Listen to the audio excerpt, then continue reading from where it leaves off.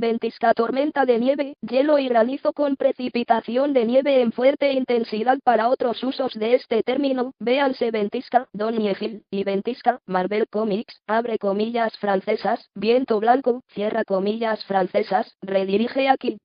Para la ópera con ese nombre, véase viento blanco, ópera, una nevasca, ventisca, nevazón, abre corchete, un cierra corchete, o viento blanco es una tormenta de nieve, hielo y granizo con precipitación de nieve en fuerte intensidad que se produce generalmente en zonas de alta montaña o altas latitudes, donde las temperaturas son inferiores a 0 C. Esta trae vientos muy fuertes cargados de nieve y temperaturas negativas que reduce la visibilidad a menos de 1 kilómetro, abre corchete 2 cierra corchete, tropas avanzando bajo una nevasca acompañada de vientos fuertes puede ser llamada ventisca o más explícitamente ventisca de nieve, ya que ventisca en general significa una tempestad acompañada de vientos fuertes, que tanto puede ser de lluvia como de nieve.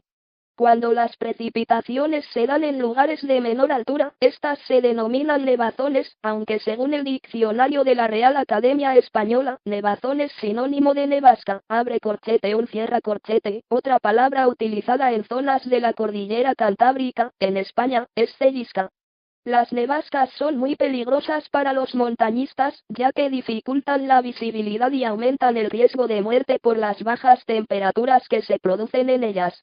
La sensación térmica durante una nevasca disminuye con facilidad por debajo de los 20 C y la visibilidad se ve seriamente afectada. También pueden producir hipotermia y lesiones por congelación, dolor e irritación por el choque de las partículas de hielo con los tejidos, aturdimiento y desorientación. Adicionalmente crean ventisqueros que dificultan el movimiento y provocan aludes, abre corchete 3 cierra corchete, un típico viento blanco provoca una pérdida de la percepción de las distancias al anular la visión del horizonte o de los objetos que puedan servir de referencia visual. En casos extremos, la visibilidad es posible solo a menos de 1 metro de distancia. Si esta condición ocurre como excepción anómala en época de deshielo, resulta particularmente peligrosa, puesto que entonces no es posible distinguir entre una ruta normal viable y segura de una cornisa de nieve que solo se proyecta sobre un abismo, de modo que se puede caminar, sin tener noticia, allí donde la nieve cede al peso del cuerpo y el montañista puede caer repentinamente muchas decenas de metros en un despeñadero. Existen dos tipos de nevascas, baja. Como su nombre indica, se da cuando las partículas de nieve levantadas llegan a poca altura, alta. En la nevasca alta las partículas levantadas alcanzan alturas grandes respecto del suelo. Sistemas de tormentas en Estados Unidos. Las condiciones casi blancas oscurecen el extremo de Times Square en New York City, 2015. Ventisca de marzo en Dakota del Norte, 1966. El puente de Brooklyn durante la Gran Ventisca de 1888. En Estados Unidos, los sistemas de tormentas lo suficientemente potentes como para causar ventiscas suelen formarse cuando la corriente en chorro se desplaza mucho hacia el sur, permitiendo que el aire polar frío y seco del norte choque con el aire cálido y húmedo que sube desde el sur, abre corchete 4 cierra corchete, abre corchete 5 cierra corchete, cuando el aire frío y húmedo del Océano Pacífico se desplaza hacia el este, hacia las montañas rocosas y las grandes llanuras, y el aire más cálido y húmedo se desplaza hacia el norte desde el Golfo de México, basta con un movimiento de aire polar frío que se desplaza hacia el sur para formar condiciones potenciales de ventisca que pueden extenderse desde el Panhandle de Texas hasta los Grandes Lagos y el Medio Oeste. También puede formarse una ventisca cuando un frente frío y un frente cálido se mezclan y se forma una ventisca en la línea fronteriza. Otro sistema de tormentas se produce cuando un núcleo frío bajo sobre la zona de la bahía de Hudson en Canadá se desplaza hacia el sur sobre el sureste de Canadá, los Grandes Lagos y Nueva Inglaterra. Cuando el frente frío que se mueve rápidamente choca con el aire más cálido que llega al norte desde el Golfo de México, se producen fuertes vientos de superficie, una importante advección de aire frío y extensas precipitaciones invernales. Condiciones que se acercan a una tormenta de nieve en Minnesota, el 1 de marzo de 2007. Nótese el horizonte poco claro cerca del centro, los sistemas de baja presión que se desplazan desde las montañas rocosas hacia las grandes llanuras, una amplia extensión de tierra plana, gran parte de ella cubierta de pradera, estepa y pastizal, pueden provocar tormentas eléctricas y lluvias al sur y fuertes nevadas y vientos al norte. Con pocos árboles u otros obstáculos que reduzcan el viento y el soplido, esta parte del país es especialmente vulnerable a las ventiscas con temperaturas muy bajas y a las condiciones de pérdida de orientación. En una verdadera tormenta blanca no hay horizonte visible. La gente puede perderse en su propio patio delantero, cuando la puerta está a solo 10 pies, 3 metros, de distancia, y tendría que tantear el camino de vuelta. Los automovilistas tienen que detener sus coches en el lugar donde se encuentran, ya que el camino es imposible de ver. Ventiscas de noreste. Ilustración de la Gran Ventisca de 1888. Una ventisca del noreste es una tormenta a gran escala que se produce en las costas de Nueva Inglaterra y del Canadá Atlántico. Recibe su nombre de la dirección en la que viene el viento. El uso del término en Norteamérica proviene del viento asociado a muchos tipos diferentes de tormentas, algunas de las cuales pueden formarse en el Océano Atlántico Norte y otras hasta el sur del Golfo de México. El término se utiliza con mayor frecuencia en las zonas costeras de Nueva Inglaterra y Canadá Atlántico. Este tipo de tormenta tiene características similares a las de un huracán.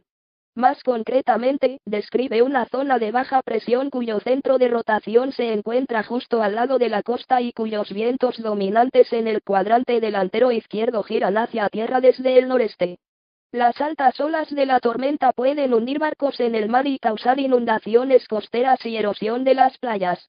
Entre los nor'easters más destacados se encuentra la Gran Ventisca de 1888, una de las peores ventiscas de la historia de Estados Unidos. Dejó caer 40-50 plg, 101,627 centímetros, de nieve y tuvo vientos sostenidos de más de 45 millas por hora, 72,4 kilómetros por hora, que produjeron ventisqueros de más de 50 pies, 15,2 metros.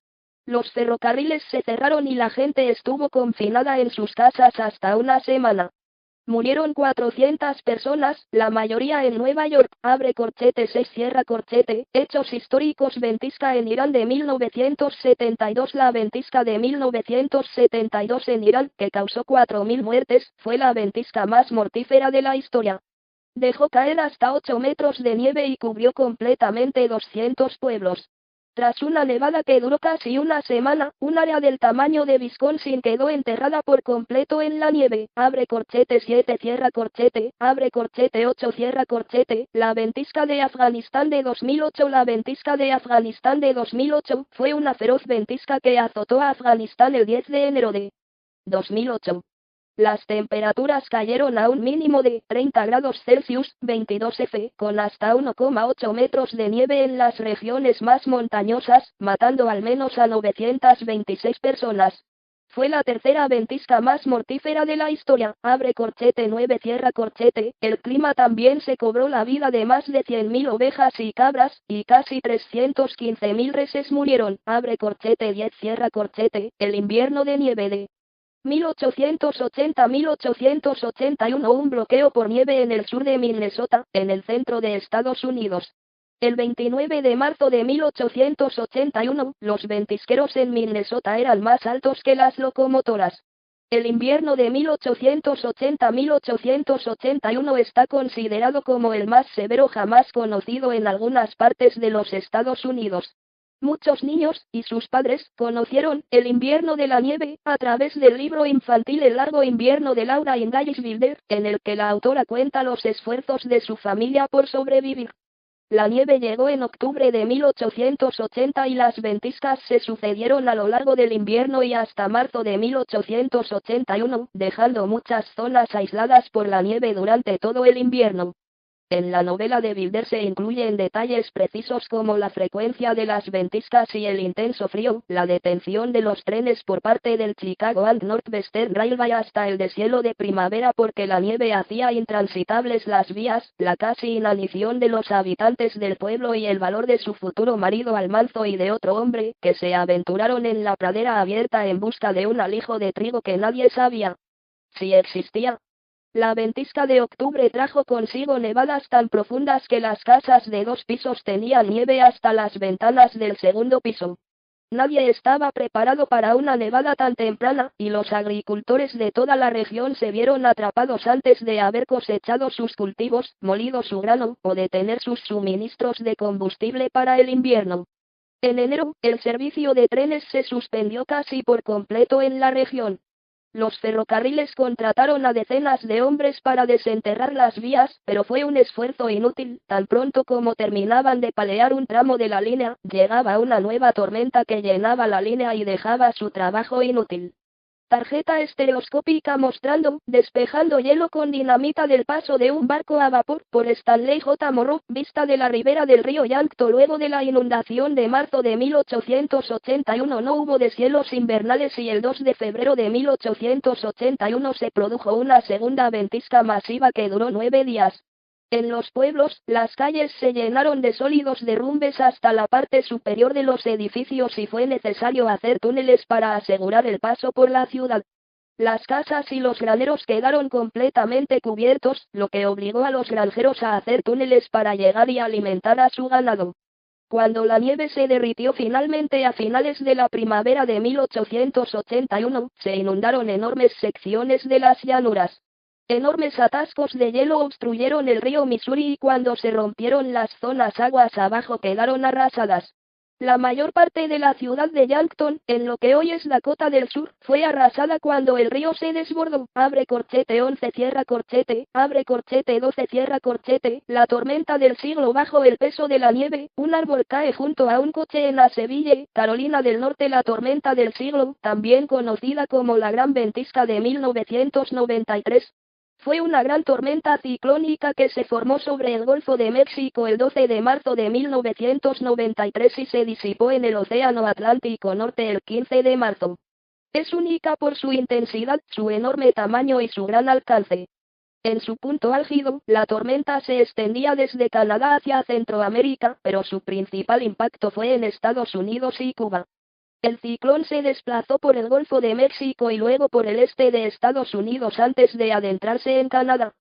Zonas tan al sur como el norte de Alabama y Georgia recibieron una nevada y zonas como Birmingham, Alabama, recibieron hasta 12 PLG, 30,5 centímetros, abre corchete 13 cierra corchete, con ráfagas de viento con fuerza de huracán y récords de baja presión barométrica. Entre Luisiana y Cuba, los vientos huracanados produjeron altas mareas de tempestad en el noroeste de Florida, que junto con tornados dispersos mataron a docenas de personas.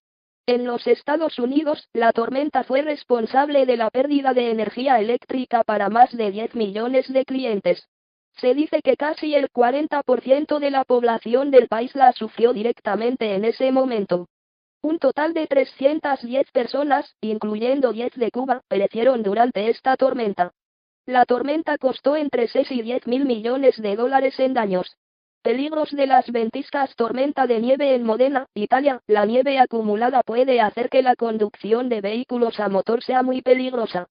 La nieve en las carreteras reduce la fricción entre los neumáticos y la superficie de la carretera, lo que a su vez disminuye considerablemente la maniobrabilidad de un vehículo. Como resultado, la velocidad media de conducción en las carreteras y autopistas públicas se reduce hasta en un 40% cuando cae mucha nieve. Abre corchete 14 cierra corchete. La visibilidad se reduce con la caída de la nieve, y esto se agrava aún más con los fuertes vientos que suelen estar asociados a las tormentas de invierno que producen grandes nevadas. En casos extremos, esto puede dar lugar a condiciones prolongadas de descubrimiento en las que la visibilidad se reduce a solo unos metros debido a la caída o al soplado de la nieve. Estos peligros pueden manifestarse incluso después de que la nevada haya terminado cuando hay vientos fuertes, ya que estos vientos recogerán y transportarán la nieve caída de vuelta a las carreteras y reducirán la visibilidad en el proceso. Esto puede incluso dar lugar a ventiscas si los vientos son lo suficientemente fuertes. Abre corchete 15 cierra corchete. Las fuertes nevadas pueden inmovilizar un vehículo por completo, lo que puede ser mortal dependiendo del tiempo que tarden en llegar los equipos de rescate. La obstrucción del tubo de escape de un vehículo por la nieve puede provocar la acumulación de monóxido de carbono en el interior del habitáculo. Abre corchete 16, cierra corchete. Nieve y aguanieve durante una tormenta de invierno, en la cubierta del RFAT de Spring al sur de Plymouth en el Canal de la Mancha. Dependiendo del perfil de temperatura en la atmósfera, la nieve puede ser húmeda o seca. La nieve seca, al ser más ligera, es transportada por el viento con más facilidad y se acumula con mayor eficacia. La nieve húmeda es más pesada debido a su mayor contenido de agua. Las acumulaciones importantes de nieve húmeda pueden causar daños en los tejados. También requiere mucha más energía para moverse y esto puede crear problemas de salud al palear cuando se combina con las duras condiciones climáticas. Numerosas muertes como resultado de ataques cardíacos pueden atribuirse a la remoción de nieve. Abre corchete 17, cierra corchete. La acumulación de nieve húmeda en superficies elevadas se produce cuando la nieve es lo suficientemente pegajosa, lo que puede causar grandes daños en los árboles y en las líneas eléctricas de forma similar a la acumulación de hielo durante las tormentas de hielo. Durante una gran tormenta de invierno puede perderse el suministro eléctrico durante días, lo que suele implicar la pérdida de la calefacción en el interior de los edificios.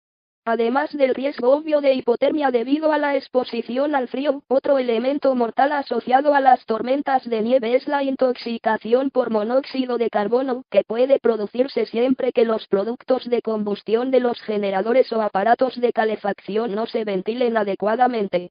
La nieve parcial o totalmente derretida en las carreteras puede volver a congelarse cuando bajan las temperaturas, creando hielo negro. Referencias: enlaces externos acerca de este artículo. Ver historial de ediciones actualizado hace 218 días. Ver página de discusión. Debatir mejoras a este artículo. Seguir leyendo. Nieve, precipitación en forma de hielo de agua cristalina. Ola de frío en América del Norte de 2020-2021. Evento mortífero de temperaturas bajas anormales. Durante el otoño e invierno boreal en Canadá, Estados Unidos de América y México. Borrasca de nieve. El contenido está disponible bajo la licencia CC BY-SA 4.0, salvo que se indique lo contrario. Ver artículo en el navegador.